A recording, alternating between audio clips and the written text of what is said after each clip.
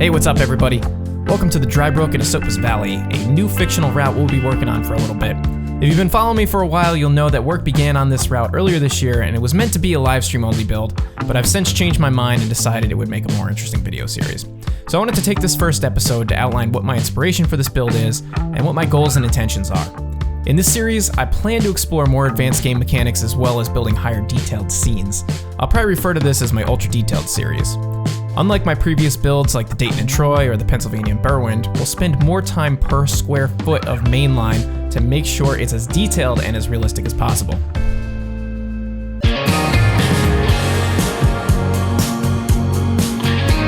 Much like the P&B, my inspiration comes from the Northeast USA, and more specifically the region I grew up in, the Catskills. My main inspiration for the route is the Catskill Mountain branch of the New York Central Railroad. More specifically, if it did in fact survive the death of Penn Central and continue operation into the 90s as a fledgling short-line post-abandonment. Now keep in mind, this is not a replica of the prototype, nor is it meant to be representing anything in reality specifically. This route is purely a fictional representation of an ideological distillation of things that inspire me from the region and the prototype. The alternate version of history I've created represents a 9 to 10 mile branch of track abandoned by Penn Central and left for dead since the late 1970s, but a few customers remained along the line and an opportunity arose to purchase the track from Conrail in 1989, and the Dry Brook Esopus Valley Railroad was born.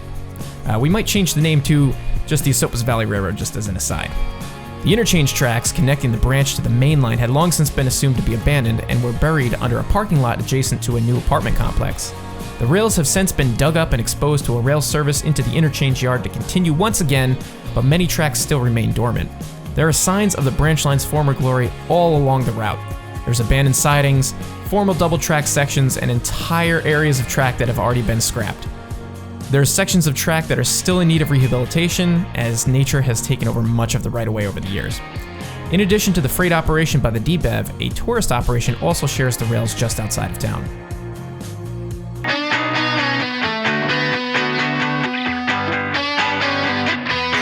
Aside from creating a compelling and believable fictional railroad, some of my goals for the series include to convincingly create a fictional route that feels mostly abandoned. That's the number one. I also plan to explore all new jointed rail assets to build a robust and detailed downtown cityscape, which I've already gotten started on, as you can see here. I want to make the place feel as alive as possible, and I plan to do that by managing the traffic realistically. And what I mean by that is making the roads actually connect to each other, and I'd also like to somehow figure out a way to integrate traffic signals and have the cars on the road interact with the traffic signals as they would in real life. I also plan on using more people, which I've been guilty of not doing in the past. Specifically animated people I think would be a great addition to this route.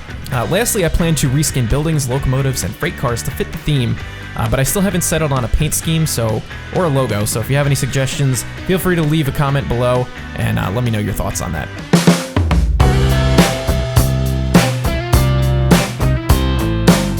I'll be keeping the format for each episode rather loose, and what I mean by that is instead of restricting myself to one build per episode, I'll instead build around entire regions of the route and jump around kind of as I see fit. And I think that this will allow me to build in a more fluid manner while covering a lot of ground each episode.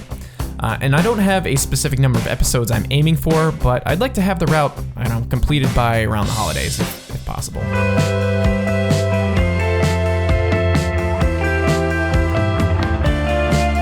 Well, with all that said, I hope you guys enjoyed the cinematics that I've been playing here.